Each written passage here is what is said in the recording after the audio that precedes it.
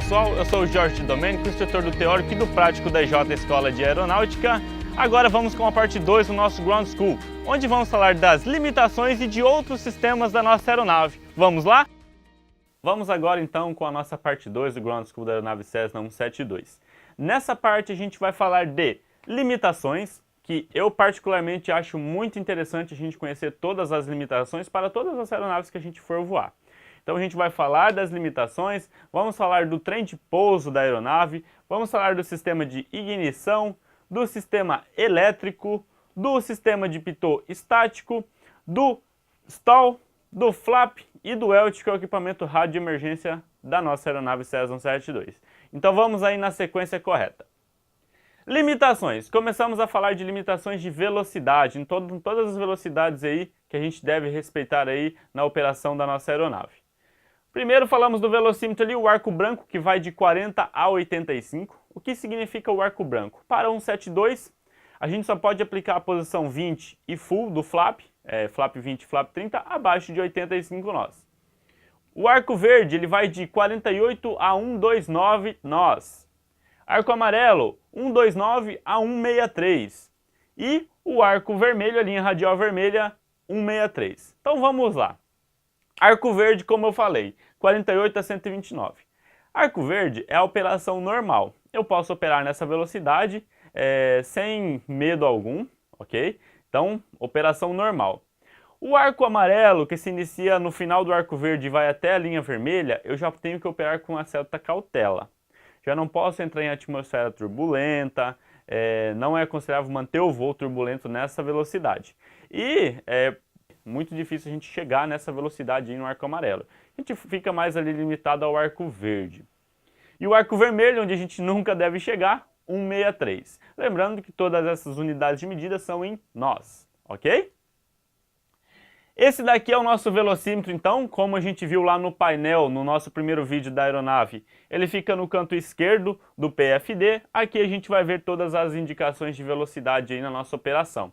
Aqui tem o arco branco, arco verde, o arco amarelo e o arco vermelho. Agora vamos lá falar das siglas das velocidades que temos dispostas no nosso manual e aqui no nosso ground também. VNE, velocidade de nunca exceder, combina com o quê? Arco vermelho. Então a gente nunca pode passar de 163 nós. Então, ó, VNE, velocidade nunca exceder.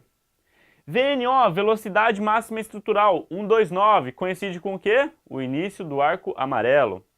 Então, acima dessa velocidade não é recomendado o ar turbulento. Abaixo dela, operação normal. VA, a velocidade de manobra. Velocidade que a gente pode defletir totalmente os comandos.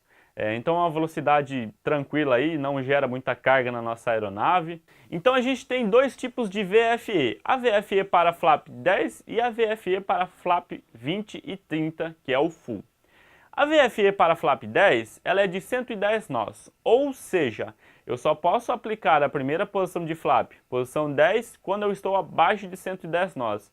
Um exemplo lá, eu estou voando a 115 nós, posso aplicar flap 10? Não, aguardo a redução para abaixo de 110 nós. Posição 20 e 30, eu só posso aplicar quando abaixo de 85 nós. Mais uma vez, estou voando a 90, 95, posso aplicar 20 ou full? Não.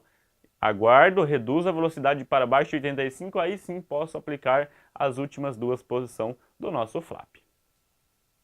Ainda falando do velocímetro, VX, velocidade de melhor ângulo de subida, ela é de 62 nós.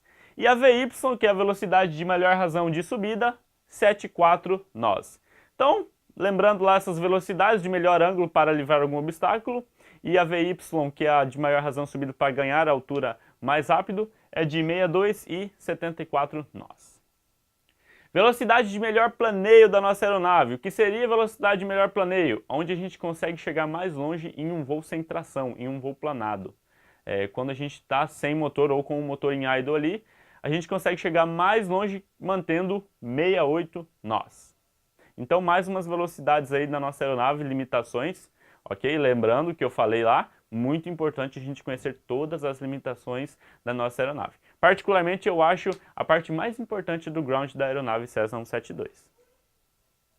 Agora vamos falar de Parâmetros do motor, temperatura e pressão de óleo, que a gente deve também dar muita importância ali no funcionamento. Na hora que a gente liga o motor, na hora que a gente está em voo, a gente deve dar bastante ênfase nesses instrumentos que vamos falar agora, que indica a operação, o funcionamento normal do nosso motor.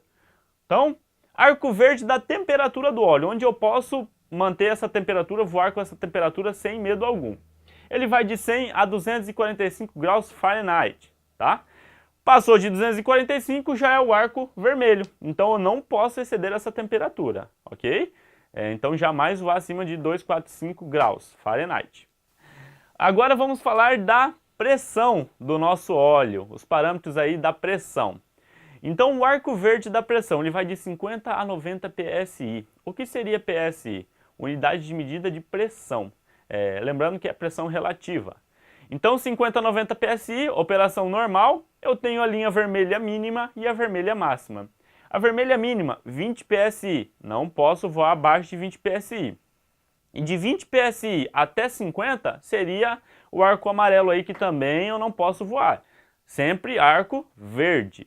A linha vermelha máxima, ela vai 115 PSI, não posso exceder 115 PSI. E de 90 a 115, preferível não voar também. Lembrando, arco verde, tá tudo ok. Pressão 50 a 90, temperatura de 100 a 245 graus. Fuel flow, consumo de combustível ele vai de 0 a 12 galões por hora. Lembrando, consumo médio 8, cruzeiro quanto? 7 galões. E temperatura da cabeça do cilindro ela vai de 200 a 500 graus Fahrenheit. Aqui está os parâmetros do motor, então temos o fuel flow, lembrando de 0 a 12 galões por hora. Temos a pressão do óleo, arco verde, 50 a 90 PSI. Temos a temperatura 100 a 245 graus Fahrenheit. E temos a EGT aqui também. O vácuo que a gente falou lá no sistema de vácuo. E aqui para baixo a quantidade de combustível que temos nos tanques. Então esses instrumentos aqui devemos dar muita importância aí durante o voo. Lembrando, quando a gente aciona o motor, pressão do óleo, indicação em 30 segundos. Não deu indicação em 30 segundos para dias quentes, eu devo cortar o motor. Dias frios, que é muito difícil, particularmente aqui no Brasil, então até 60 segundos aí a gente pode esperar, ok? Vamos prosseguir então. Limitação de vento. Então, o Cessna 172 ele tem uma limitação de vento cruzado de 15 nós. Ou seja, eu não posso operar a aeronave Cessna 172 com vento de través, lembrando, través, vento cruzado, acima de 15 nós. Só abaixo de 15 nós aí eu posso operar sem preocupação. Teto máximo. Então vamos ver aí até onde a nossa aeronave Cessna 172 consegue chegar. 14 mil pés. Então, Cessna 172 vai alto. Porém, nos nossos voos aqui a gente não chega muito perto dessa altitude. A gente voa ali no máximo nível 100 para as navegações longas. Então a gente voa bem abaixo disso. Mas ela é certificada para 14 mil pés. Tá aqui a nossa aeronave voando alto. EJ voando cada vez mais alto. Então agora a gente fala do peso de pouso e decolagem que vão cair aí 4 quilos. Vai cair 4 quilos aí do nosso peso de rampa. Então de 1.161 vai para 1.157 quilos ou 2.550 libras. Peso de bagageiro máximo, 54,5 quilos. Lembrando que esse é o bagageiro 1.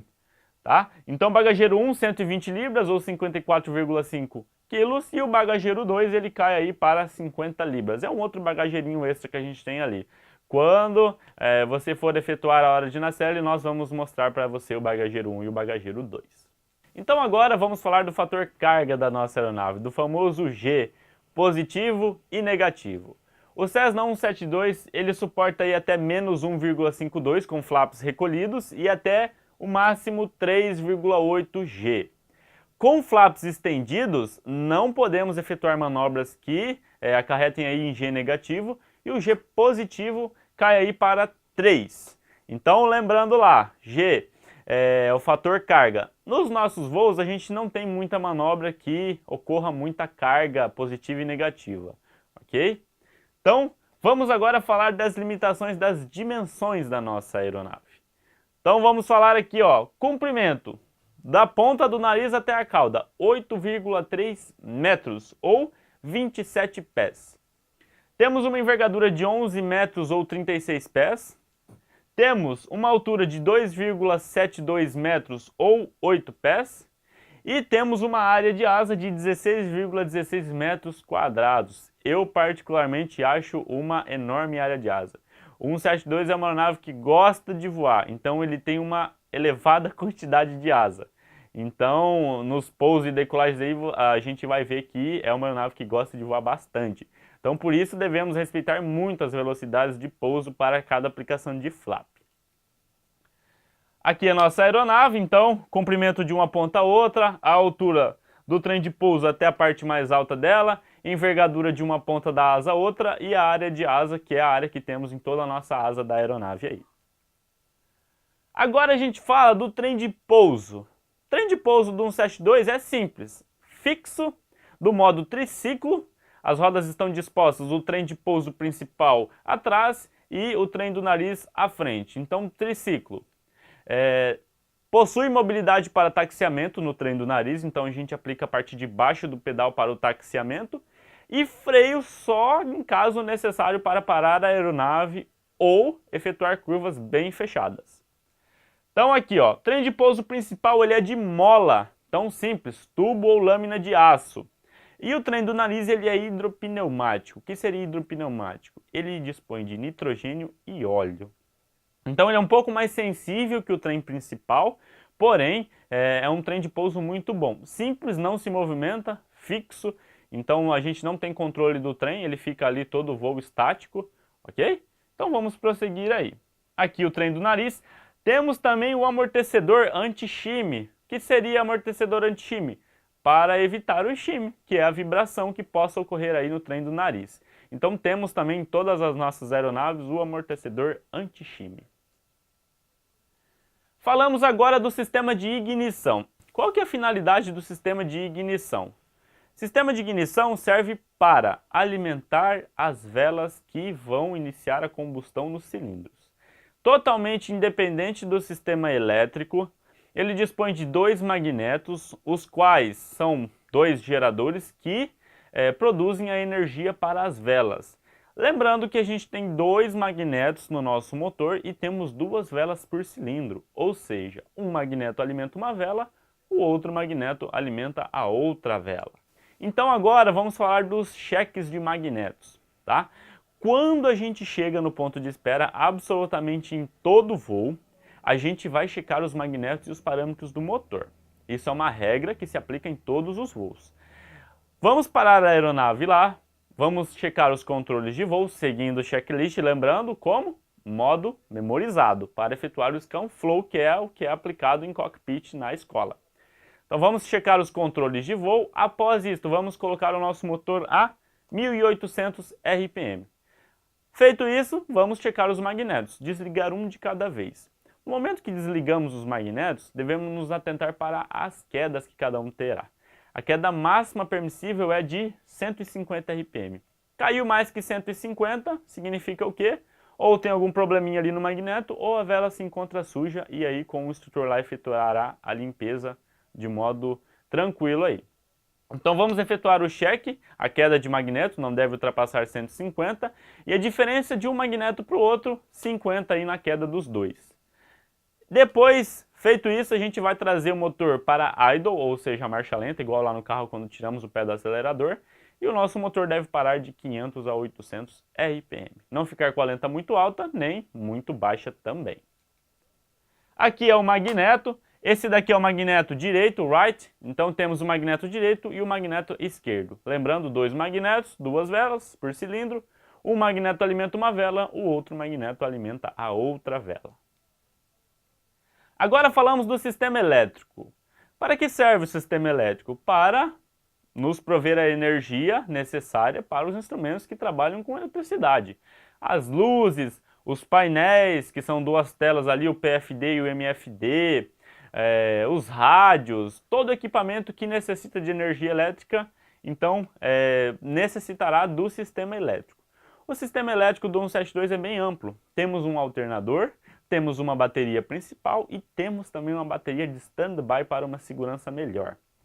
Lembrando, o alternador carrega a bateria principal e a de stand-by e a bateria distribui a energia para a nossa aeronave ali. Caso de falha da bateria principal, a de standby ali dura mais ou menos 30 minutos para que a gente possa efetuar um pouso aí dentro de um prazo ótimo, 30 minutos aí, e efetuar o ajuste ou a troca da bateria principal. Muito difícil isso acontecer, mas caso aconteça, temos a bateria de standby ali para nos garantir uma energia elétrica aí por 30 minutos.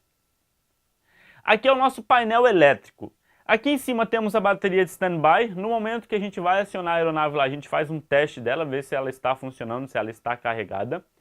Aqui no canto esquerdo temos o alternador e no canto direito temos a bateria. Esses outros botões brancos aqui, aproveitando, é onde a gente liga o PFD e o MFD, ok? Então aqui é o alternador que temos na nossa aeronave. Ele tem uma voltagem de 28, então ele dispõe de 28 volts e 60 amperes. Enquanto a bateria ela tem 24 volts e 12,75 amperes, que é essa daqui. Lembrando, o motor está funcionando, o alternador carrega essa bateria e carrega a bateria de standby também, como eu falei anteriormente. Agora a gente fala dos circuit breakers, que também fazem parte do sistema elétrico. O que seria os circuit breakers? Todas as aeronaves praticamente têm isso, o Cessna 152, o Cessna 172. Nada mais são que dispositivos de proteção. Caso ocorra uma sobrecarga aí no sistema elétrico, em alguma lâmpada, em algum painel, e ocorra um aquecimento do sistema, ele desarmará, desligando assim o equipamento que está ocorrendo a sobrecarga. É uma segurança. Então ele vai desarmar, caso necessário a gente pode armar de novo e tentar novamente. Desarmou de novo, a gente mantém ali e efetua a manutenção corretiva. Muito difícil isso acontecer também. Mas os circuit breakers são disjuntores que nada mais são que dispositivos de segurança, de proteção dos nossos aviônicos e do nosso sistema elétrico. Aqui são os circuit breakers. Dá pra gente comparar com os fusíveis de carro lá. Lembra quando o fusível rompe? Ocorreu uma sobrecarga. A gente vai lá e troca o fusível. Aqui a gente pode armar de novo o circuit breaker. Se o problema persistir, aquilo que eu falei, então a gente faz a manutenção corretiva. Lembrando, o circuit breakers ele fica abaixo do manche ali, como a gente viu na primeira parte do ground lá no painel da nossa aeronave. Então atrás do manche ali na parte inferior do painel temos todos os circuit breakers aqui. Todos, absolutamente de todo o equipamento elétrico da nossa aeronave. Agora a gente fala do sistema de pitot estático. Para que serve o sistema de pitot estático? Para captar pressões para os instrumentos que trabalham com pressão. Pressão estática e pressão dinâmica. Vamos relembrar aquelas coisinhas simples? Altímetro e variômetro, que é o climb, trabalha com pressão estática. Já o velocímetro trabalha com entrada de pressão total e mais uma estática para eliminar as duas estáticas e sobrar apenas a dinâmica, para nos dar a velocidade em relação ao ar. E quem é o responsável por captar estas pressões? O tubo de pitot, que a gente conhece aí, o famoso tubo de pitot, que está localizado abaixo da asa esquerda. Aqui o nosso tubo de pitot. Nele temos ali as entradas de ar, que necessariamente são as entradas de pressão para os nossos instrumentos, como eu falei. E o Cessna 172, lembra que eu falei que é uma excelente aeronave? Ele tem, além da entrada de ar estática, tomada de pressão estática, temos uma entrada estática alternativa. Caso ocorra uma falha aqui na entrada de estática do tubo de pitot, podemos acionar uma entrada de ar estática alternada. Aonde fica? Na parte do painel ali próximo à manete de potência. Então a gente puxa, então a gente abre uma nova passagem aí de tomada estática. Então a entrada de tomada estática, a tomada estática, ela fica próxima ao nosso pé ali, aos pedais da aeronave. Tá bom? Então aquilo que eu falei é uma segurança a mais. O Cessna 172 ele é bem redundante. Agora vamos falar do stall da nossa aeronave. O que é o stall? Quando a gente coloca o ângulo de ataque muito positivo aí acima do ângulo crítico, o ar se torna turbilhonado no extradorso, fazendo com que a aeronave perca sustentação. Temos a nossa velocidade de stall, que é de 40 nós quando estamos com totalmente flap aplicado. Então com full flap a nossa velocidade de stall será de 40 nós e sem flap ela sobe aí para 48 nós. Temos também um dispositivo de segurança que nos avisa aí um possível stall, um alarme de stall. Então na asa esquerda ali, próximo ao tubo de pitot, temos a tomadinha de ar ali, que identifica um ar turbilhonado ali, um possível stall, e soará um alarme sonoro na cabine. Esse alarme sonoro, ele vai soar 5 a 10 nós antes da velocidade de stall. Então um pouquinho antes de atingir o stall ali, ele vai me avisar ali, vai soar um alarme, aquilo que eu falei, e eu vou identificar um possível stall aí, onde vou ceder o nariz da aeronave para ganhar velocidade. Agora o flap. Vamos falar dos flaps da nossa aeronave. Lembra lá nas limitações que eu falei da VFE? Temos para nos auxiliar aqui, ó, uma plaquetinha do lado dos flaps. Então de flap 10 a gente tem 110 nós, flap 20 85, flap 20 flap full 85 nós, a VFE. Aquilo que eu falei lá nos slides anteriores, a gente tem aqui, ó, também dentro da nossa aeronave para uma melhor conferência e uma melhor consciência situacional. Temos 4 posições de flap, 0, 10, 20 e 30, que é a posição full. Então 4 posições, o 0 é considerado como uma posição também. Os flaps, eles são acionados eletricamente, então no momento da preparação para o voo ali, no cheque pré-voo, na inspeção pré-voo, a gente checa os flaps, vê se estão descendo de forma simétrica. Então, todo voo ali, cumprindo o checklist, a gente vai efetuar o check dos flaps. Quando se realiza a inspeção pré-voo, exatamente aquilo que eu falei, vamos efetuar o check de todo o flap. Por quê? É um sistema elétrico. O atuador encontra-se só na asa direita, então a asa esquerda deve descer junto com a direita, o flap esquerdo deve descer junto com o direito. Nesse check, na inspeção pré-voo, a gente vai verificar exatamente se os dois flaps da asa direita e da asa esquerda estão descendo simetricamente. Agora a gente fala do WELT da nossa aeronave. O que seria o WELT? Um equipamento rádio emergência exigido pela ANAC, e todas as nossas aeronaves dispõem do WELT para uma possível localização do órgão de controle da aeronave. Ele emite sinais específicos para o órgão de controle quando acionado. Ele pode ser acionado por impacto ou manualmente. Vai emitir sinais específicos e o órgão de controle possivelmente vai localizar a aeronave. Esse daqui é o botão que está no painel e esse daqui é a antena que fica logo atrás do bagageiro. Na inspeção pré-voo a gente verifica a antena, se ela está em perfeito estado. Aí prosseguimos com o checklist. O que a gente falou na parte 2? Vamos lá de novo então. Falamos das limitações, falamos do trem de pouso, falamos do sistema de ignição, do sistema elétrico, do sistema de pitot estático, do nosso stall, do flap e do WELT, que é o equipamento rádio de emergência. Até o nosso próximo voo, tenham aí um bom estudo e em breve retornaremos aí com a parte da ficha de peso e balanceamento.